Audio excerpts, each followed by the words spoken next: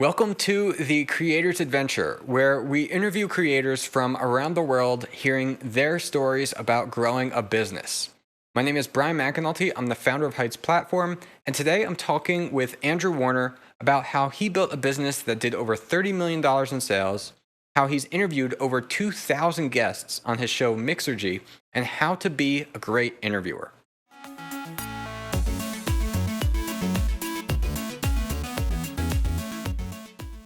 Hey everyone, we're here today with Andrew Warner. Andrew Warner is an entrepreneur and host of the hit startup podcast Mixergy, where he uncovers the secrets of the world's best founders. Over the course of more than 2,000 episodes, Andrew has interviewed everyone from Barbara Cochran to Gary Vee to the founders of Airbnb and Netflix. In his book, Stop Asking Questions, he explains how to lead interviews and learn from people you admire. And after building 2 startups of his own, Andrew started Mixergy as a way to learn from other entrepreneurs. Today, Mixergy is a place where successful people teach ambitious new entrepreneurs through interviews, courses, masterclasses, and events. And when he's not interviewing, Andrew loves to spend time with his wife Olivia and their 2 children. Andrew is also an avid runner and has completed a marathon on every continent, including Antarctica. Andrew, welcome to the show. Thanks for having me on. You know what? Running has been my passion for years and years, but ever since I got here to Austin, I've been swimming like crazy. I went yesterday to Barton Springs. It's like an 1/8 of a mile each way on the pool. Beautiful water. It's just phenomenal. Oh, that's anyway, awesome. Good to be here. Cool. I am not a swimmer, actually. I feel like my body is completely against that. I feel like I do not belong in water. What's your sport? When I was younger, I was really into aggressive inline skating. So inline skating, but like jumping on the rails and everything like that. Oh, I could never do that. But I was just thinking about getting inline skates. Cool. Be fun. Yeah, I haven't done it in a while, actually. I'd like to get back into it here soon. Yeah. So I'm really looking forward to talking with you today about how to interview, because I really feel that even if our audience isn't planning to launch a podcast or something like that themselves, that just understanding how to interview is such a powerful skill to help you learn and talk with people. But before we get into that, I've been listening to your interviews since I think back in like 2009. But for members of our audience who aren't familiar with you, can you tell me a little bit about how you got started professionally, and then how did you transition from a business owner to hosting Mixergy? Professionally, I was just an entrepreneur since the time I was a kid. I was the kind of guy who would go to school fantasizing about starting companies the way other people fantasize about going out with girls. It was like that was in my head. And then when I left school, I created an online greeting card company. And it just kind of took off because greeting cards are inherently viral. You send one and the recipient says, well, if I got one, maybe I should send it to this person who sent me one. And they would send to that person, and then they would send to another and another, and the thing just kind of took off. And we ended up doing over $30 million in sales. And then I burned out, like completely. And I decided I was going to disconnect. I think I even disconnected from the internet, essentially. I know I wasn't spending much time on it. I would just ride my bike all day and listen to podcasts. And well, I guess back then it wasn't podcasts. It was old recordings of radio shows that I would pay someone on eBay to go and hunt down for me so I could listen to them. Yeah, it was great. And at some point I said, oh, I've got to come back. I want to find a way to be more helpful at this stage of my life. And I thought, let's try doing live events. And events are great because you get to meet people and you get to have engagement that you can't have online, but they don't nearly scale the same way as doing online. And at some point, I just started doing these interviews with people who came to my events, and that overwhelmed everything. It became bigger than the events themselves. It became something that people like you're an entrepreneur, you're a creator, you listened. I would never have been able to reach you, connect with you, meet you if it was just a live event that I was doing in California. And so it took off. I'm about to meet AJ from iCrack, this company that fixed iPhones and other devices. He ended up selling it to Allstate. He's here in Austin. We're connecting. He's going to bring a rabbit over for my kids. So it's created great relationships for me, great impact on other people. And that's the beauty of being online. The thing is that I wasn't the one who was teaching. I never, as much as I felt that I'd done, I felt like it wasn't enough to teach. And I don't know if other creators, if other teachers feel that way, but I just didn't ever feel like it was my place to teach. But I always thought there were these other people who I wanted to learn from. And by recording interviews with them, I was learning and the audience was learning. And we were all getting like this connection that we never would have had otherwise. That's great. Yeah, I think everyone as a creator has to find their thing, you know? So for some people, maybe teaching comes more naturally to them, that they feel like they have something inside that they have to get that out, either maybe through a book, maybe through teaching people, coaching people. But in your case, that is actually your passion for kind of learning from others and sharing what they know in that way. So I want to ask, actually, you worked as a volunteer instructor for Dale Carnegie's associates. And as many know, Dale Carnegie was the author of many books, including the famous How to Win Friends and Influence People. And I think it really speaks to your determination and eagerness to learn, and how you thought that reading the book like everyone else was not enough, and you actually went to go and work with him. So how was your experience with that, and what did you learn from that? You know, the book was amazing, and you're right. I wanted to see, do people actually do this stuff? And so I heard Dale Carnegie and Associates had an office in Midtown Manhattan. I went and I knocked on the door. By then, Dale Carnegie had died, but his organization continued. And I said, can I just work here for free? I want to learn. And they said, we got just the right guy. They introduced me to this guy, Robert Reese, who was like the go-getter, who was going to try different wacky things. And they said, go work with him. And the first day that I worked there, my name wasn't Andrew. I changed it to Andrew. I Americanized it. My name was Shuki. And I introduced myself. And the woman who worked for Robert Reese with me said, how do you spell that? And I said, Shuki. And she said, oh, like a shoe key, you know, like a key for a shoe. And then she moved on. I thought, I saw that in the book. It felt so hokey in the book. Like, am I really supposed to say, Brian, how do you spell your name, Brian? And then just, it feels weird. But she did it. And it turns out it was nice that she paid attention. Most people heard my name was Shuki and just kind of rolled their eyes mentally and moved on. I saw that she really cared. And I got to see a lot of the techniques in the book in action, done naturally by people who'd been doing it for years, who weren't second-guessing themselves middle way through it, but just doing it. And I like seeing that. It helped me embody the lessons from the book. Awesome. So your interview show, Mixergy, has more than 2,000 episodes, and you've interviewed leading entrepreneurs from all industries, including the founders of Netflix, Airbnb, and other popular tech startups of today. What would you say are the ingredients in a perfect guest for your show? I think that the founder of Netflix, Mark Randolph, in the middle basically called me out and said, Andrew, you're looking for more of an anal answer than I've got. That's unnatural. And I think that that's a really key aspect of a good guest. Someone who's not just there to perform, but can be themselves, even if it means calling out what they see, because the audience can feel it. I don't know if you've ever heard an interview where you go, this just feels like BS. And if no one says this feels like BS, it feels so awkward to listen to. And we as listeners want to dismiss it. So Mark Randolph called it out. And I also explained why I was being so anal, that I do like a little bit too much methodology to my life. And I think he's right that it's one of the things I need to work on and just chill out a bit. So that's a big aspect. Another aspect is clear ideas of what you've done, a clear awareness. So you mentioned the founders of Airbnb. I actually turned them down for an interview. They were listeners. They wanted to be on. And I said, the company's a little too small. What? I don't know that it's right fit. They gave me a list of the things they wanted to teach, the messages that they wanted to communicate. And one of them is now something that we've learned a lot, which is do things that don't scale. As business people, we keep saying, if I do this, what happens if we get big? It doesn't make sense. Why bother doing it? And they said, do things that don't scale. And at the time, it was counterintuitive, and they told the story. And that's the third part, a story. They told a story about how they were told by Y Combinator, their investors, go to New York.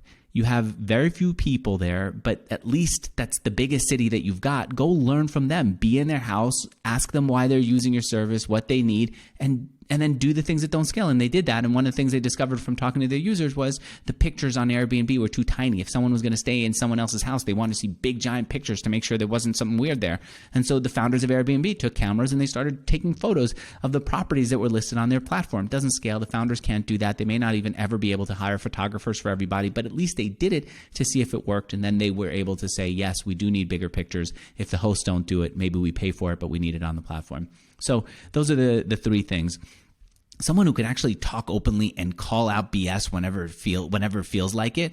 Number two, someone who has a clear thing that they're going to teach, a clear message. We're not just here to hang out. And number three, stories. We don't remember anything without a clear story, and we don't believe people unless they showed us how they did the thing. If the founders of Airbnb had just said, go and do things that don't scale, without saying, and we flew to New York and we took pictures, it wouldn't be the same. Those are the three.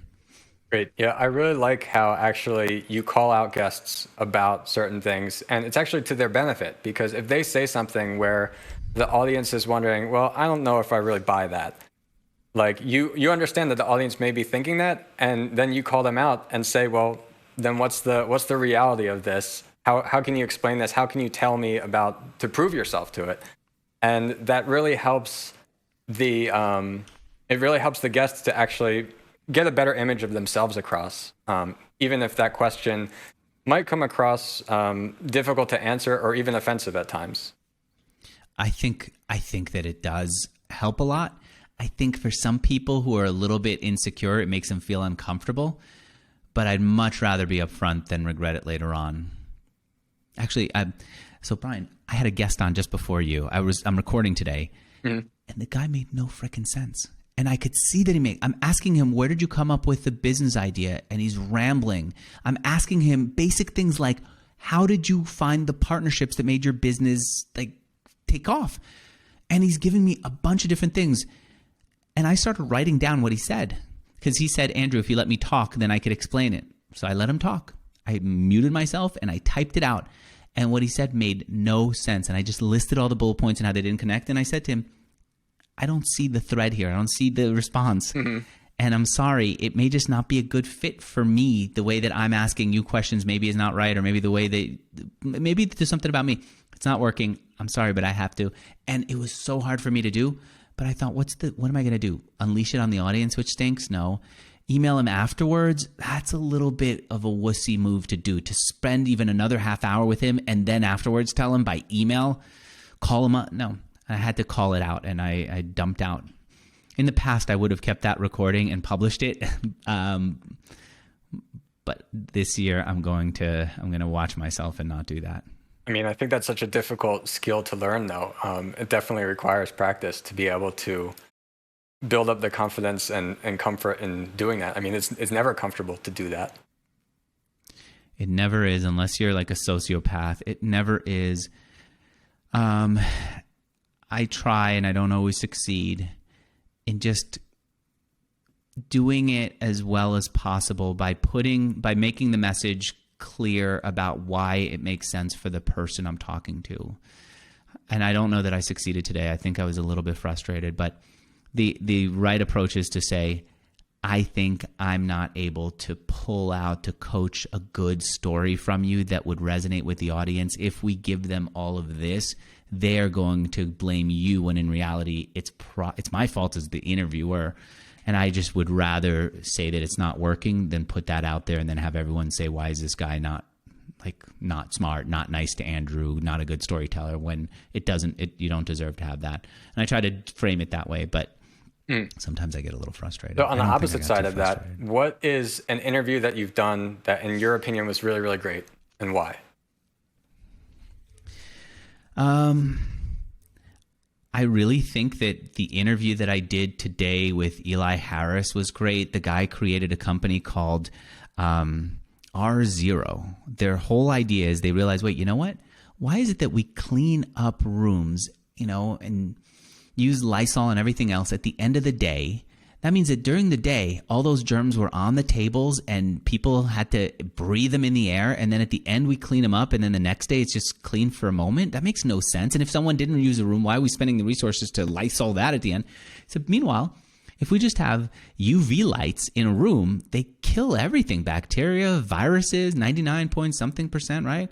He said, actually, I think we could create those pretty inexpensively and sell it to businesses and schools and jails and hospitals that need to have it on to make sure that people don't get sick or reduce illnesses. And that's what he did, and he built it. And the reason that was an interesting story is because the idea makes sense. His business is not one that many of us have heard about. He's a guy who started out telling us about a failure, essentially, that he just had a regular job in China where he wanted to learn Chinese because he wanted to see if he liked Chinese. He wanted to see if he liked being in China. He went there to school, liked it, got a job, started a company, and got pushed out of his own company, the one that he started. And when you see how devastated he was at the end of it, how much his own personal sense of self and worth was dampened by it, how he needed to go to therapy, you recognize the child in the person who went to China at 18, the man in the guy who started a previous company, the failure that we all worry about being when this thing that we love that we created it was called a failure by his investors and he was kicked out. And then the triumph of still having another idea out there that can change the world and change your life. That is huge. That is huge. And also being something that people might not think of as a popular kind of business or something that people talk about. Right. I think people make the mistake thinking, I don't know what to do with, I want to be an entrepreneur, I don't know what to do. But the thing that you hear about the most, just because it's something that people can talk about or makes sense in marketing and sounds nice, it doesn't mean that's the only thing you can do to become successful. There's so many opportunities for successful businesses about solving these problems that are not nice or fun to talk about necessarily. And you know what else? He was straight up open with me saying that he recognized that when COVID happened, the world was going to change and he was going to look for, I don't think he used the word opportunity, but I'll use it. He looks for an opportunity to start a business, an opportunity in the mess. And truthfully, whenever something bad happens, a lot of entrepreneurs go out there and say, where is the opportunity here?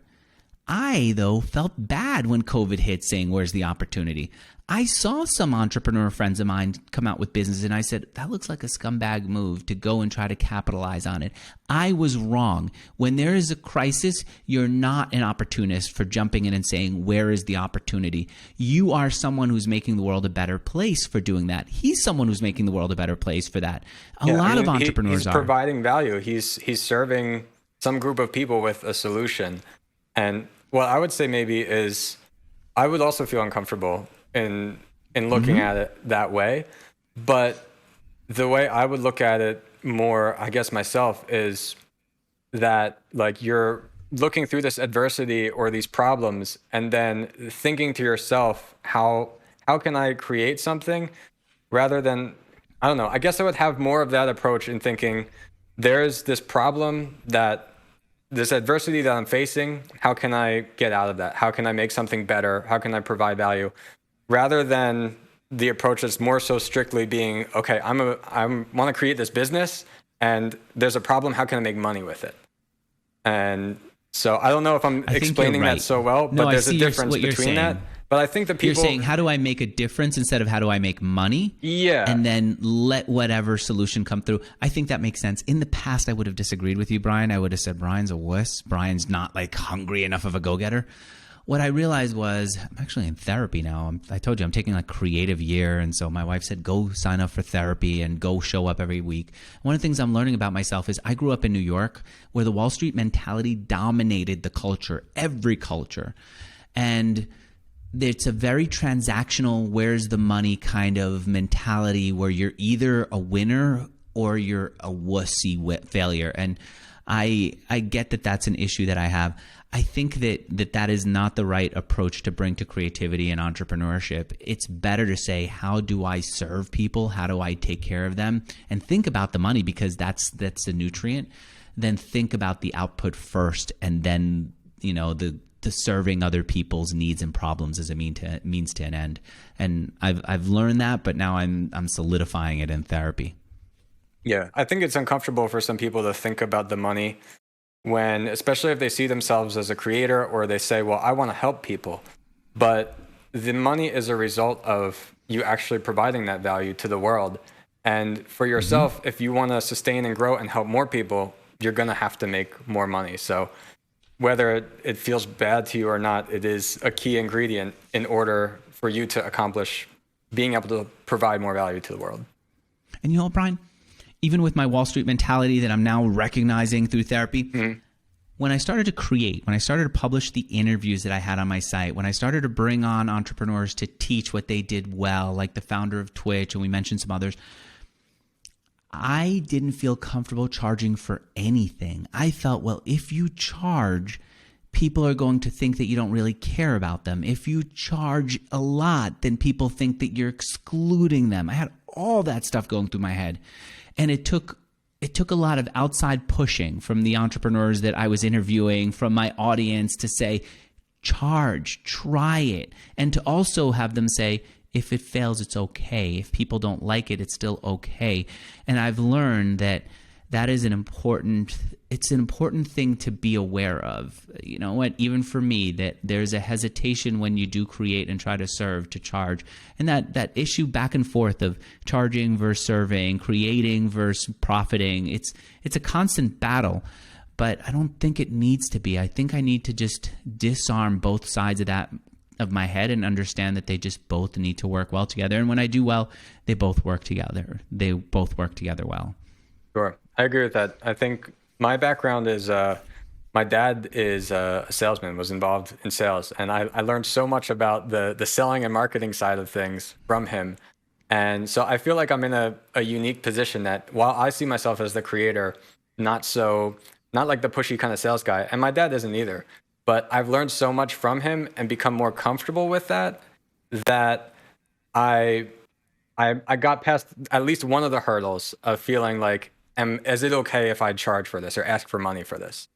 And I think that's part of where my passion is, that I do hope to share some business strategies or sales strategies in interviews like this, because I don't want it to be all about that. But when the creator has some of those tools or tips under their belt, it can help them feel more comfortable and more confident about selling whatever it is that they have in their business.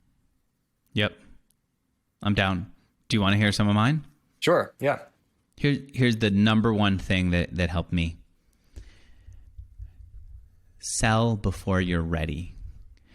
And I always thought you had to get everything just right before you start selling. And I still think that you should make it as good as possible. But one of the things that I learned from Jason Fried, the creator of Basecamp, was that it takes practice to sell. It takes practice to make something that's worthy of buying.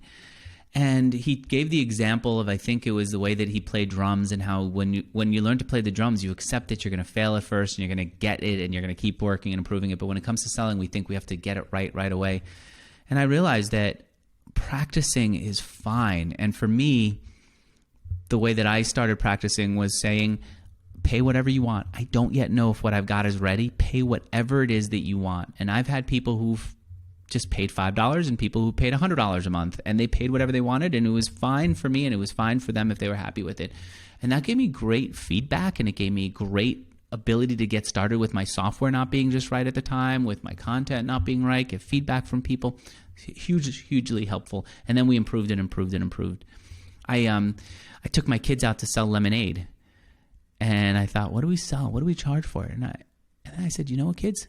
Tell people to pay whatever they want. And my kids were scared. I said, really? I said, yeah, you don't know. We're just making lemonade. This is an experiment. We just came up with it this morning. We're going to go do it. Also, I mean, when you're a kid, any amount of money is multiplied exponentially. So, though it's so weird that naturally they were scared about the downside of what if people pay a penny. Yeah. And in reality, people don't even have pennies in their pockets, right? Yep. People aren't.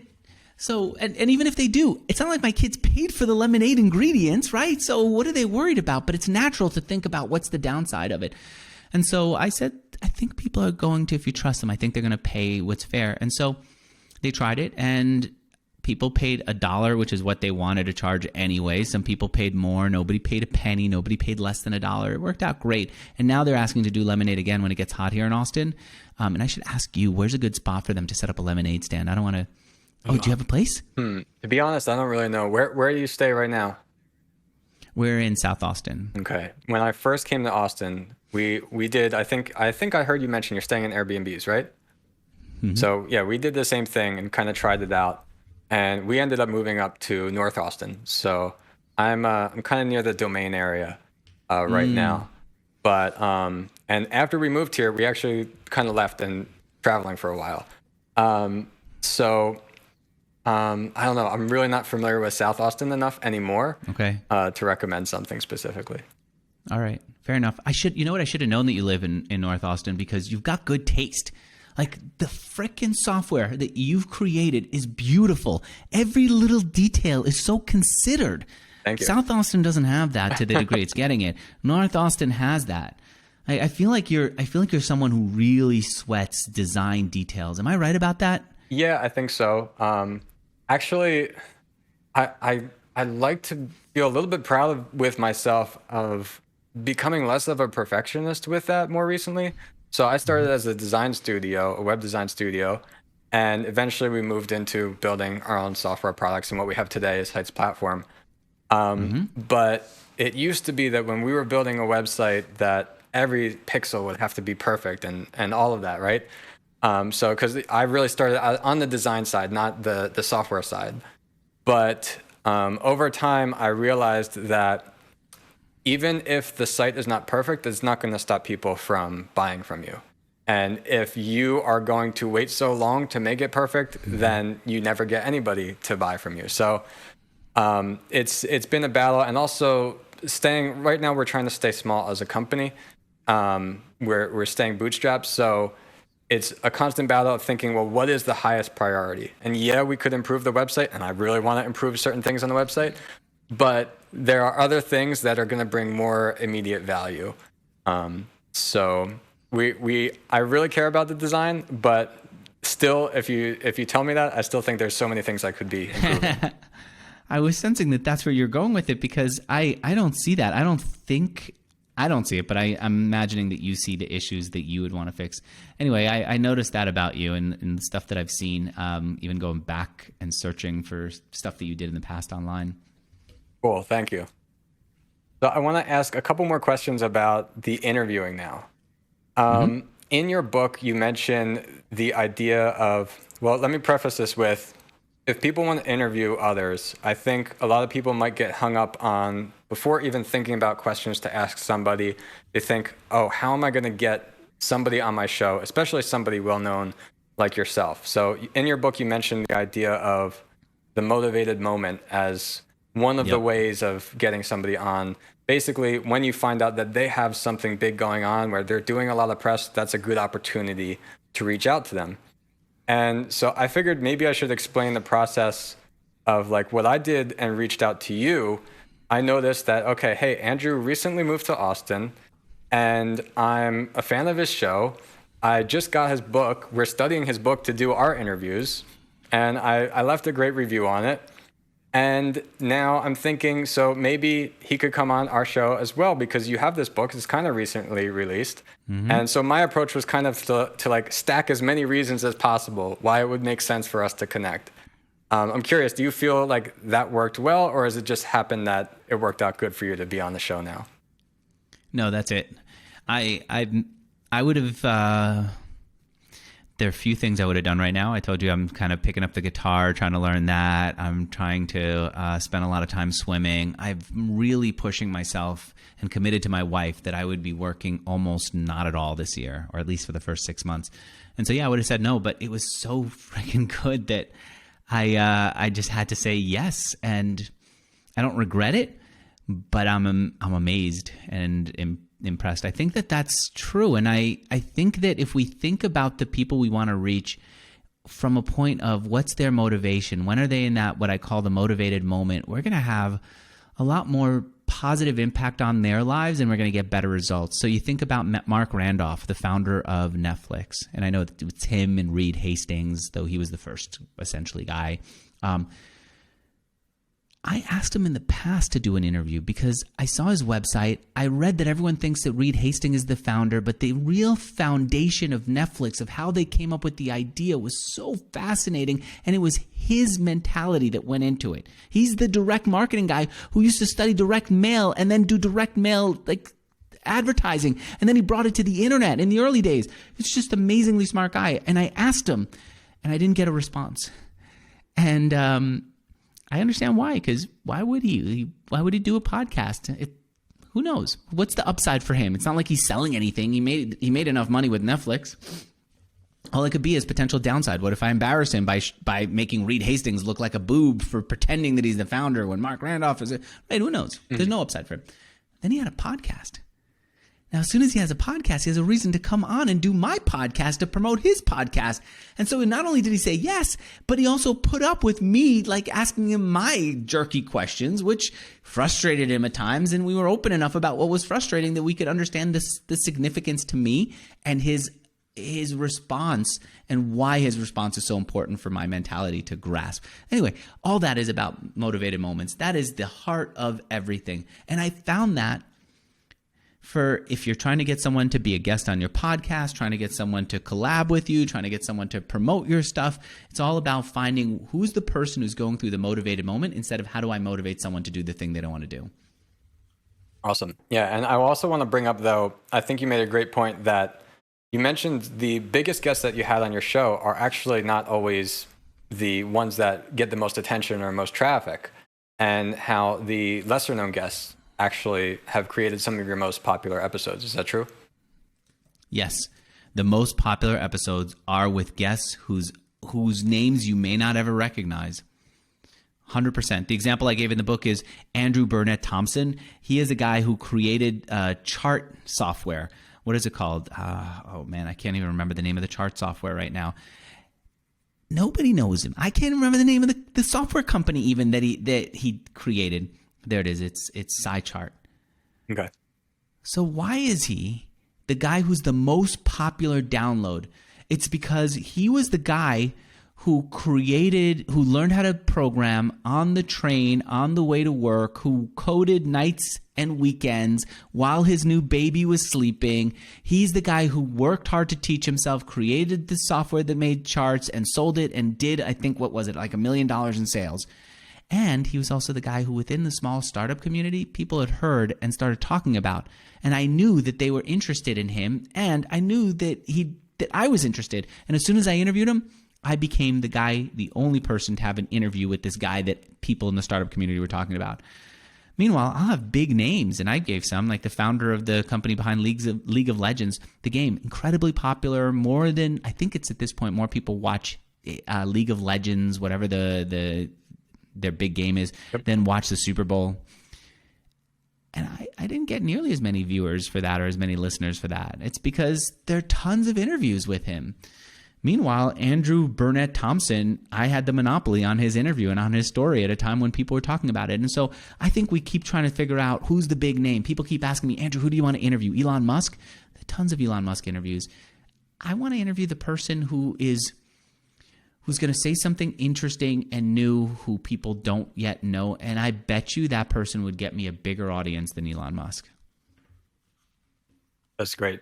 So you are famous for your meticulous interview process. And this is something I know a little bit about from following your show, but there's extensive research that goes on with every single guest that you bring on your show. And I think that this is something really interesting to reveal to others if they're thinking of interviewing somebody. So can you explain, I guess as briefly as possible, it might be difficult to, like, what is that process for running interviews, from reaching out to the guest to the actual interview itself?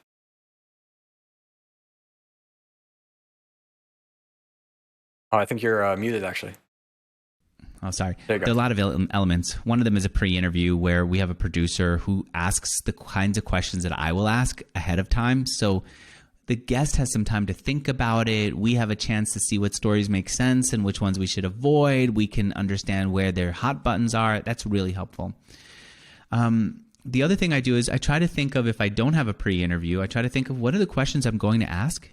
And then I kind of ask the internet. Like, just start Googling the answers. And if they've already come up with the answers and I think it's interesting in my audience, I'll write them down and do it. But if I think that the answers are not thick enough, there's not enough information, I want to think about what am I curious about and then add to that so that I'm not repeating everything that's already out there. And then another thing that's really helpful that I think people need to do more often, not just for interviews, but in general, I will call someone in their life to talk to them and get information. Like an acquaintance or someone else that they know. Yes. An investor, an employee, a former employee. Do you know how flattering it is for somebody to know that I've spent some time really researching them? I think that kind of thing is incredibly helpful. And I've learned that I should do that outside of interviews too. I remember I was going to meet with one of the founders of Living Social. And I was going to take him out to this. I'm really into French fries, I still am. I'm really into like beer. I was going to go out for beer and fries with him. And then I checked in with the mutual friend. I said, no, to Noah Kagan, who runs AppSumo. I said, no, you know, Aaron, what kind of food do you think he's into? He said, he's really on a health kick. And so I looked for a healthy restaurant instead. Change the dynamic. I think that doing a little bit of research on someone like that goes a long way. I think a lot of what you mentioned is about the ways that you can ask your questions, the ways that you can interact with the guest to make them feel comfortable about opening up to you. And when they can see that you've done that research, that kind of reminds them, hey, wow, this guy is on my side. Look at all this that he learned about me. And it might also remind them about some other story that they're not telling everybody else because somebody else didn't think to ask those questions. Can you imagine if before you go and have lunch with someone, if there's someone that you know that knows them, you say, hey, I'm going to go have lunch with them. You text them, say, I'm going to have lunch with Steve. Can I give you a quick call about it? And then when you get on, say, what's Steve into right now? Like, can you give me a sense of, I know that he had that company before. What's he doing? It could just be like 5 minutes on the way over. If you say, I'm going to meet him in 5 minutes, it's even better because that puts a little bit of time pressure and lets the person know it's not going to take forever. Incredibly helpful. And I think that people just miss that opportunity. Yeah, I think that's so powerful to do that. So I saw in an interview you mentioned how lucky we are these days that we have access to all these resources online, that we live in this golden age of interviews and podcasts where we can learn and we can really reach out to our heroes so easily. So how do you think the online environment of podcasts and online learning is going to change in the near future? I think that we're going to get closer and closer to the people who do the things that we admire. And I think it's on us to find a way to bring those people closer to our customers. So you could imagine that in the past, we wanted to learn from a teacher who learned, not did. Now we want to learn from a teacher who did, not just learned it. I think we're getting to a place where we want to connect with that teacher more. I think we're going to want to connect with more people who are doers like us. I think it's going to be more about this sense that everyone is much more accessible than they were before. And so one great example of that is Nathan Barry, who runs ConvertKit. When he wrote his books, he would always do interviews with the people who did the things that he was writing about. And then he would also add them as upsells to his book. So you can buy just the book, or you can buy the book and these interviews with people who are doing the thing that you were reading about in the book. And so why wouldn't you spend a few extra dollars and get that? And he talked about how that made significant difference for him financially. I think people don't do that enough. Don't say, how do I do more of that? And I think more and more we should be doing that. And so if you're teaching something, think about who did it that you can bring on and introduce to your students. In college, we used to do that. My entrepreneurship professor would bring in other entrepreneurs to say, you want to be an entrepreneur? Here are the people who are doing the thing that you want to do. Learn from them and realize also that they're real human beings like you. And then if you know that the professor is also going to bring these big name entrepreneurs over, you're more likely to take the course also. So it works all the way around. And finally, for the entrepreneurs, why would these people who built phenomenal companies come into a classroom with just 20 students? There's not like a big upside for them. It doesn't have to be. They don't need big audiences. When it comes to education, people are much more willing to give of themselves. And same thing for me. If I say to somebody, would you come and teach a class? Would you come and help me teach this concept? That helps a lot. If I say, would you come and do a collab with me or to grow my audience in some other way, they're probably going to say no. But if it's, I have 20 students who are going to be on a Zoom even, would you come and help them? I have 20 people who bought my course. Would you come and give them some more insight? People are much more likely to say yes to that. Yeah, well, I'll tell you, I completely agree. I'm working on doing some of the same things in my own business right now. Even if there's something that I could maybe have enough experience to kind of teach it myself, I'm thinking of, well, who can I bring on to who like that is their thing and have them talk about that instead. Yeah. Awesome. So one of the things we like to do on this show is have each of our guests ask the audience a question. So if you could ask anything from our audience right now, if something you'd like to know, what would you ask them? So I told you that when it came to entrepreneurship, it really helped me to have my professors at school bring in other entrepreneurs, my dad bring in entrepreneurs to the house. I got to see what entrepreneurship was like, and I got to be an entrepreneur because it was so much more accessible. Their methodologies, the things that they were thinking were there for me. I'm now taking creative time this year. I'm working less. I'm just exploring videography, photography, music. Where the hell do I don't know where to start. All I'm doing is just kind of figuring it out, and I think I'm going to waste some time needlessly. How do I get myself to be in a more creative space? What do I do? I don't even have YouTube videos that I'm watching. What do I type into YouTube to say I want to be more creative? I get a bunch of junky stuff. If there's someone out there who is at all a creator, who has some way that they prime their creative juices, open themselves up to be more creative, experimental, even I'd say more productive as a creative person, I'd love to know what it is. Like I'm playing the guitar now for maybe an hour a day, but is there a way that I should be doing more, that I could bring more out of myself? I don't know. All right, that's a great question. So yeah, if anyone has advice for Andrew on that, let him know. Yeah, and by the way, I'm also setting metrics for it. So it's like, oh, really? Am I playing an hour a day? Am I creating one video for myself a week? I don't know what it is. What do I do? I'm bringing business metrics to a creative endeavor. Maybe there's someone out there who can bring creative understanding and creative direction for me. Cool. So my last question I have is mainly for myself, inspired a little bit about how I've noticed you mentioned that in an interview you should ask questions selfishly about what you want to know about. So yeah. My question for you is mainly for myself, but it can be helpful for our audience as well. Could you honestly rate our interview today? If you were in my place, would you have done anything differently? I don't know that I have a rating. If I were in your place, one thing I would do is I would do two things. One is start off the whole thing by saying, I am creating a podcast here based on interviews. I have a few challenges. Let's talk about those. Okay. And then the second thing is, and so keep bringing it back to you and say, all right, but we have this. So Andrew, you're saying I could go find motivated moments. Who are the motivated moments right now? Like, how would you do it right here for this situation? Or I'm really struggling with these sets of questions. Or I've got a business I'm running. It's taking me for frickin' ever. You're telling me that I've got to do all that. What do I do to, like in my system, make it faster? And then the second thing is find a way to reach out to a few people who are thinking about adding interviews and then see what they're going through, why they're doing it, or even if they're resisting it, find out why they're resisting it so you can come back and say, well, Andrew, I'm seeing that a lot of people don't want to do interviews because it's a whole other side business to have a podcast in a world where there are too many podcasts, or whatever their objections are, and then we could do that. So it's, what is it that you're looking for, and then come directly at it, and then what is it that your audience is looking for or objecting to, and come directly at it. And I will even say that in interviews that I do at live events, I will talk to the audience because it's often a new audience, someone else's event. I don't know who the audience is. I will go to the audience waiting in line to come into the event, waiting in line to come into the room that I'm interviewing in, and say, why'd you fly out here? Like, what's the issue? What's the thing that you want to get out of it?